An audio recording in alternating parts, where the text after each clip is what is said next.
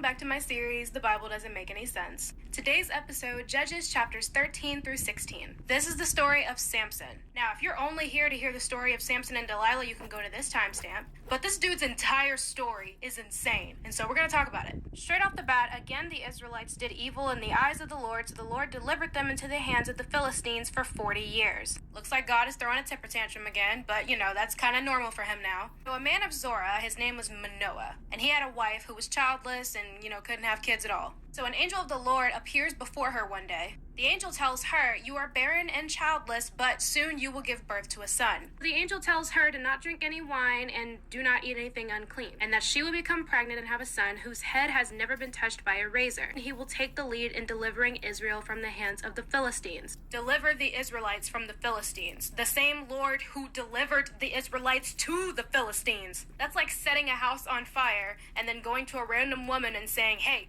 you're going to give birth to a child who's going to grow up to be a firefighter and he's going to put this fire out." Like, maybe we wouldn't need him to do that if you didn't set the shit on fire to begin with. This is your fault because you're mad because your people aren't worshiping you or doing evil shit in your eyes. Maybe turn around. Maybe try that. Turn around like you turn around when children are being essayed in the churches. Woman gave birth. It was a son. She named him Samson. So a little down the line, Samson finds this young Philistine woman and he wants to marry her. One day Samson is walking and he gets attacked by this lion. With the Spirit of the Lord on his side, he tears the lion apart with his bare hands. Then sometime later, he's walking back by the same place and he sees the lion carcass just laying out and it's got bees around it and honey inside the carcass. So he scoops some of the honey up, eats it, and then just goes on about his day. Then after he marries the woman that he wanted to marry earlier, he hosts a feast. While Samson is talking to the other Philistines, he gives them a riddle. The riddle is, out of the eater, something to eat, out of the strong, something sweet. And he tells the men, if you can give me an answer within the 7 days of the feast, I will give you 30 linen garments and 30 sets of clothes. If you can't give me the answer, you must give me 30 linen garments and 30 sets of clothes. For 3 days, they can't figure out the riddle. On the 4th day, they go to Samson's wife and tell her, "Hey,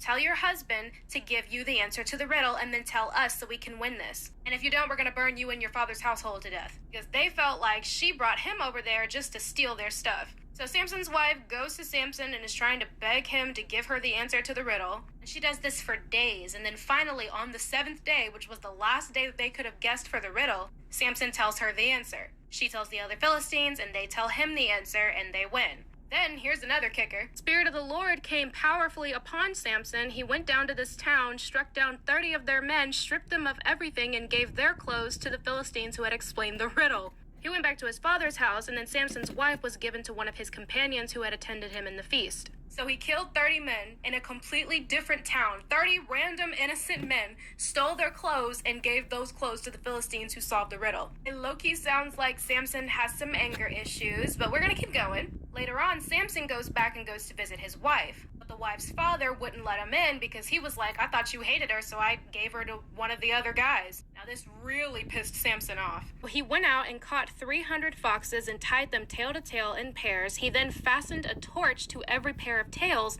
lit the torches, and let the foxes loose in the standing grain of the Philistines. And the Philistines, in retaliation, burned Samson's wife and her father to death. See how all the innocent people are dying? I don't know who to blame at this point. It seems like everybody got anger issues. Samson ended up attacking the Philistines and slaughtering a bunch of them. And then he went to go hide a little bit outside of Judah. Now, the people of Judah were being ruled by the Philistines at the time, so the Philistines show up to Judah and they're like, "Hey, where's Samson? We've come to take him hostage, and if you stand in our way, we're gonna get your ass too." So the people of Judah go down to Samson and they're like, "Hey, we didn't know that you had beef with the Philistines. We about to turn you over to them because we don't want the smoke." So they tie him up and they go to turn him into the Philistines, and he breaks free from the ties and takes a jawbone of a donkey and kills 1,000 of the Philistines. Now, this is where Delilah comes into the picture. Samson meets Delilah and he falls in love with Delilah. The Philistines go to Delilah and they tell her, "Hey, when you're with Samson, you need to figure out what his weakness is so we can take advantage of that." The reward for giving him up was each of them would give her 1,100 shekels of silver, which in today's money was about $90,000. So Delilah asks Samson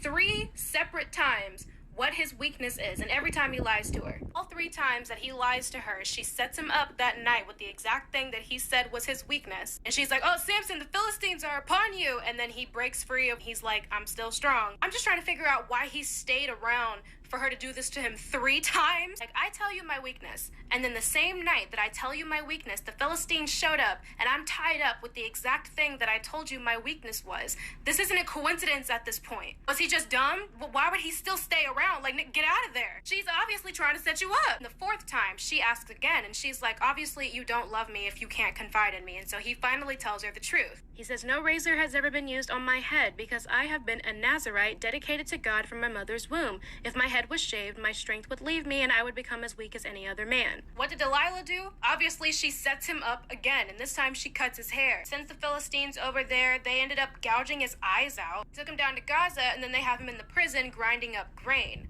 And he's, blind now. And over time, his hair starts growing back. While the Philistines are celebrating that they finally got Samson, they're in a temple.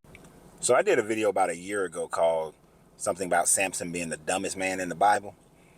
And she just retold this story, and I just found it hilarious again that Samson has to be the dumbest person in the Bible. And it's interesting that Samson is also the one man in the Bible that universally has been accepted as a man of color. And he's stupid. Now, just to give you a little bit more insight into this whole story, this story is also used to explain to people why they shouldn't mix races. Because Samson was not only asking for the first Philistine woman to be his wife, but he was begging his parents. And his parents like, nah, get you a good little Nazirite woman. Don't get you the damn Philistine woman. But Samson was like, no, I got to have her. Because she got that good Pompom, right? So he gets this woman. And then when he sees that the woman, when he celebrates with this woman, and he has this whole feast, I want y'all to think about how idiotic this story is. The first thing is the fact that he killed a lion barehanded. That's one. But then 2, bees start to invade the carcass of the lion, and they make that their nest and build honeycomb inside of a dead carcass. Go and research anyone who studied bees and anyone who understands insects, and you will not find that bees make honeycomb nests inside of dead animals. That doesn't happen. They will be contending with flies and maggots and vultures and all kind of other scavengers if that was the case. And that is not a safe place for bees to make their nest and make their honey. Bees make their nests and their honey in trees, on the side of cliffs, things of that nature. They do not make them inside of dead animals. That was stupid. And what about the other animals that he tormented? Peter should be against this story. He tied fox tails together, lit them and tied them to something else and lit that shit on fire so they can run through the fields and burn up all the Philistine fields. Do you not think the damn foxes would burn up? And he went and trapped like 1,000, 2,000, 3,000 foxes to do this. That's a PETA violation like a champ. They put Mike Vick in jail for 3 years. Hell, they'll put him in jail for life for doing that one right there. But then he gets Delilah. Oh, yeah, before he gets Delilah, first he go kill 30 innocent people because he want to welch on his bet because his wife betrayed him. Now you would think after the first Philistine wife betrayed him, he wouldn't want another Philistine wife.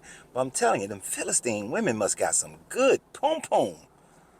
Because Delilah told this joker a lie 3 times, tricked him 3 times. And he still gave in to telling her the truth. Because she must got some good pom-pom for him to be able to do that. This is why he's like the dumbest man on the planet in this story. And it makes absolutely no sense. And lastly, to answer her question of why you don't see unaliving in the Bible, self-unaliving in the Bible, as she said it, is because it's a made-up thing by the Catholic Church during the Dark Ages. People were so distraught and so wanted to go to heaven so badly that they started unaliving themselves. And the church saw that as something that was negative. And so they created the 7 deadly sins, 7 sins that they created these sins that you can't absolve yourself from. And that was one of them in order to stop people from doing that. So that's something that you don't see until the Middle Ages coming into play in Christianity. And it's not in your Bible. That's why you won't be able to find it. So y'all have a great day. And always remember, you got to free yourself to be yourself. because your greatness is non-negotiable. Good journey, good vibration.